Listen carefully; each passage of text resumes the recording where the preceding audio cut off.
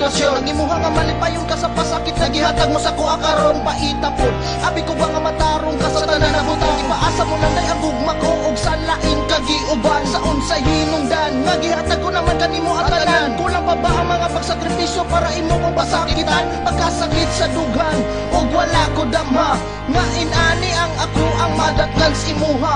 Gipalanggat ka kay gihigog mata ka, pero wala ko damha nga mo biyagas ako ug sa karon wala gyud pag-asa nga mo balikas ako. Ay padayon ko na lang gyapon ang gugma bisan wala na ka, pero nganong siya pa